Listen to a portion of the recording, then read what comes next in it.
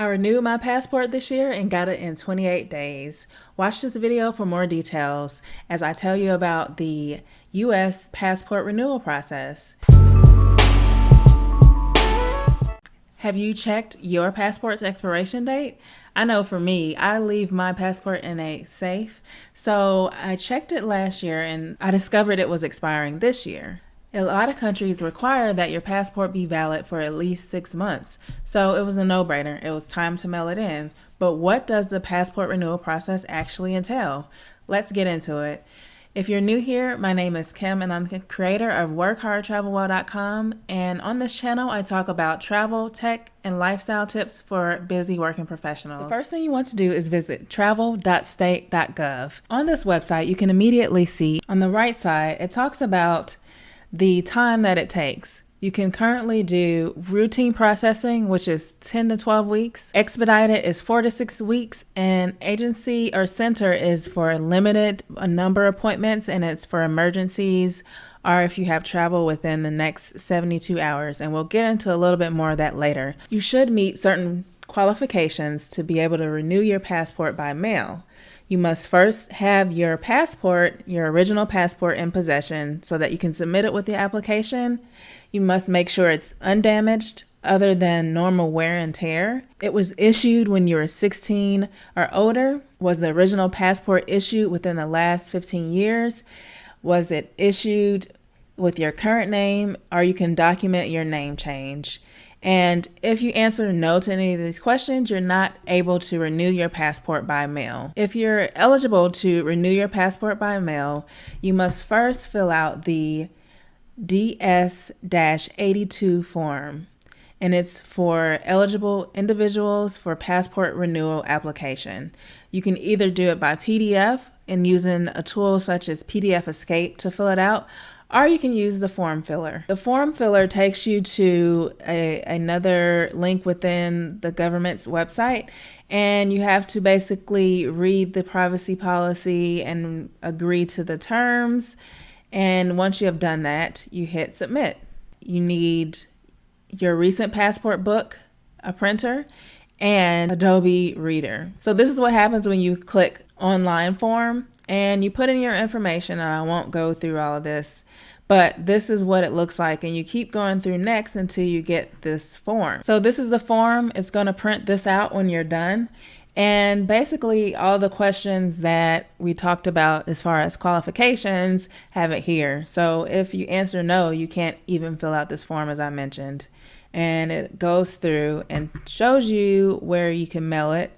And there's routine service, and based on if you live in certain states, and then here's the address for expedited service. So you want to pay attention to those addresses and which one you're going to send it to. And basically the form will be filled out. If you choose to fill it out via hand, you must use black ink only, or you can use the form filler, which I showed you earlier. It'll have all the information filled out. So this is how the form looks. You'll only need to include, of course, these 2 pages when you mail it in. You do not need to mail in these other informational pages. After this video, check out the Travel Well store where you can get free shipping for using the code YouTube and get passport stamp mask as well as passport stamp tees. Let's talk about how much the passport fees actually cost. You can use the fee calculator on the travel.state.gov website, and this shows you, you fill out the information. So if you're US, where you reside is in the US, you put your information in for purposes of this video.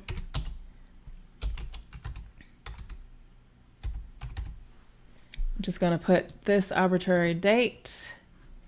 And have you ever had a US passport? Yes, I still have it in my possession. No, it is not damaged. And no, I am not replacing a limited validity passport. And again, I'm just going to put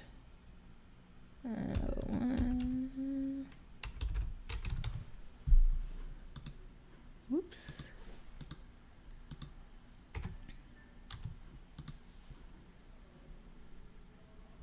And no, I do not require changes. I'll get to what happens if you need changes in a minute for your name. And I'm simply going to apply for the book, and no, I do not want the passport card. So here is where you choose your method. So for standard and standard delivery, it is $110 at the time of this video. I'll link the fee calculator in the description of this video so you can always reference it. So this is for standard method. So let's say you wanted to do standard, but you want to do 1 to 2 day delivery. So once it's printed out, you want to pay an extra $17.56 to get it delivered. It is $17.56. So that adds it to $127.56. Let's look at expedited, which is what I did to get it in 28 days, and I'll go over that. So the expedited, and then I also requested 1 to 2 day delivery. This is the most expensive, and it came out to $187.56. It all depends on what your needs are. If you can get by with 10 to 12 weeks, then you should do standard. If you prefer 4 to 6 weeks, look at the expedite method, and you must pay with either a money order or a check. If you're getting value from this already, go ahead and hit the like button. If you're someone that qualifies for expedited at agency processing, this is of course $60, and the appointments are limited. And especially with COVID going on right now, the appointments are very limited, and you must basically look at these steps, which are, I have a life or death emergency, or I have urgent international travel plans. These are the steps you would take to basically go to an agency. And there's one pretty much in every state in the US. But I tried to look at this just to see if there were appointments available, and there were not any appointments available. So I wouldn't rely on this method. The sooner you can send it in, the better. I will say that when I initially looked before mailing it in, it was more along the lines of 4 to 6 weeks for normal, and then like 2 to 3 weeks for expedited. But it jumped to 10 to 12 weeks for standard routine, and then 4 to 6 weeks for expedited. And I imagine as more people are getting the vaccine, they are beginning to send in their passports, and you'll start to see it, and especially as we're approaching the summer. So I would advise you to think about those things. I know someone that did a routine method and got it at around 6 weeks, but this was before the change in the weeks. What you need to include in the application is your original passport. If you have any name changes, a certified copy of your marriage certificate, divorce decree, or court-ordered name change document. Now, the fun part is you must provide one photograph, and if you remember back on the application, there is a spot for the photograph. You can take the photo yourself, or you can go to a store and get it taken. If you decide to take it yourself, you can go to a link on the travel.state.gov website, and it shows you the photo tool where you can upload the photo and see that it matches the requirements. I actually went to CVS to have my photo taken. I started at Walgreens, but unfortunately their system was down. So I would advise you, if you use like Walgreens or CVS, to call ahead and make sure, 1, the machine works, and 2, someone's actually going to be there to take your photo. Some other best practices are to make sure that you submit a color photo. It was taken in 6 months. Use a clear image of your face, no filters. Have someone else take it, no selfies. And like I mentioned earlier, no eyeglasses, and use a plain white or off-white background. And since knowing all of that, that's why I decided just to go to CVS, because I just wanted to make sure I had everything right and I don't have photo paper, so it just eliminated the process of me having to do all of that. So basically, once I was at CVS, they took my photos. I had to take it a couple of times because they run the photo through a biometric passport photo, which is basically like a photo tool I showed you earlier. And they make sure, this is where the photo would be, I've blocked it out, but they make sure that the image size and all of that matches before they give it to you to purchase. And here is the cost. It came out to $14.99. So this is separate from what we talked about earlier, depending on which method. So this is an additional cost that you need to consider.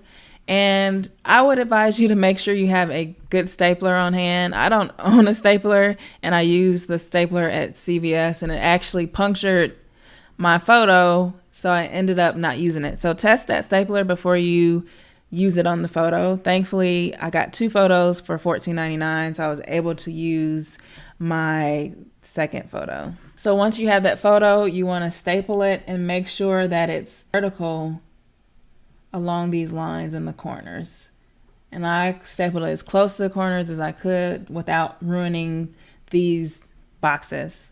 Okay, so now that you've done all that, you printed off your application and you have your old passport and you have your photo attached to the application and you have your check or money order.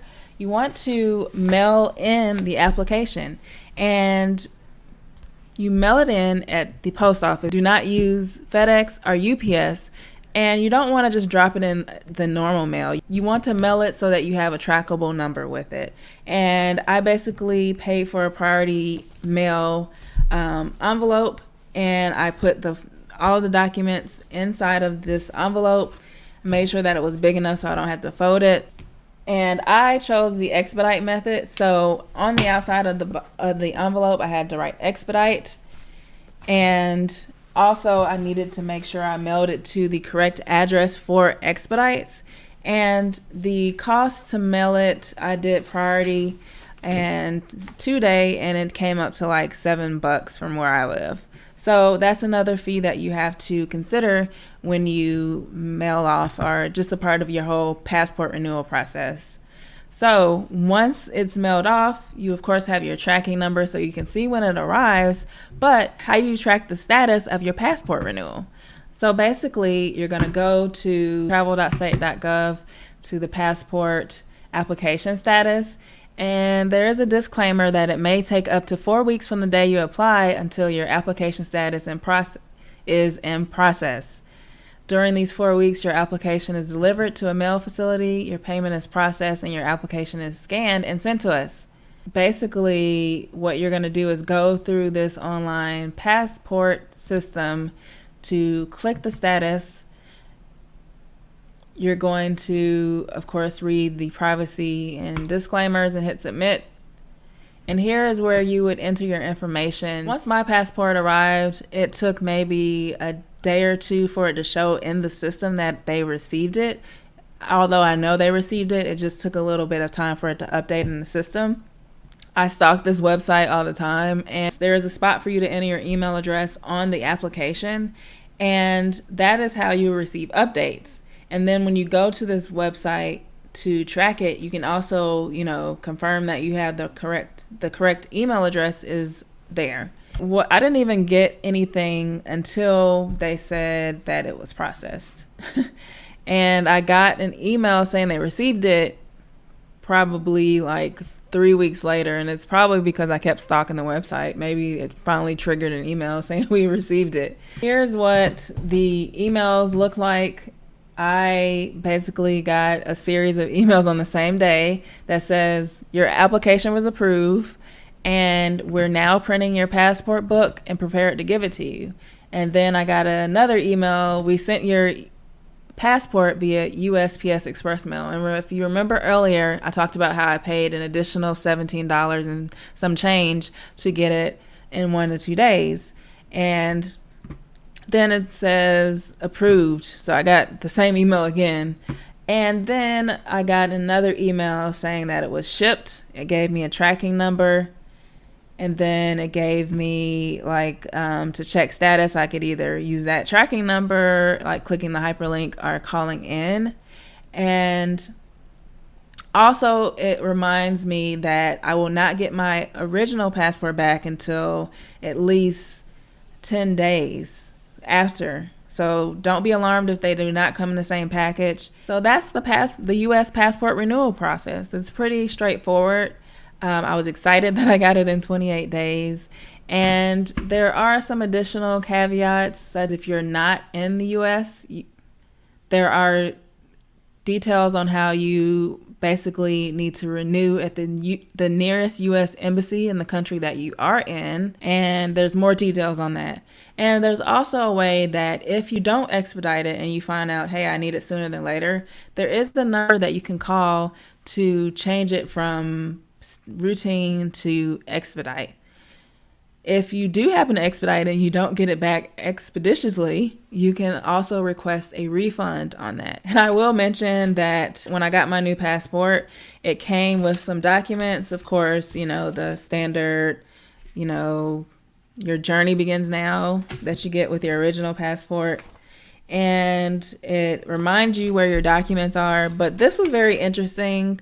It basically says the State Department encourages U.S. citizens and lawful permanent residents to avoid non-essential travel. So just a reminder that we are still in a pandemic, still dealing with COVID-19. And it also tells you about the requirements for testing that started on January 26th. There's a video that I have on those new testing requirements for COVID-19 if you're traveling internationally and coming back to the U.S. And also there's a video in depth that I have where I talk about how you find out which countries are open now to U.S. tourists. So I hope that you found this video helpful. If you did, be sure to like it. And also share this video to people that need this and need to know about the passport renewal process. If you have any questions, leave me a comment. And again, I'd love it if you subscribe. I post weekly videos around travel, lifestyle, and tech.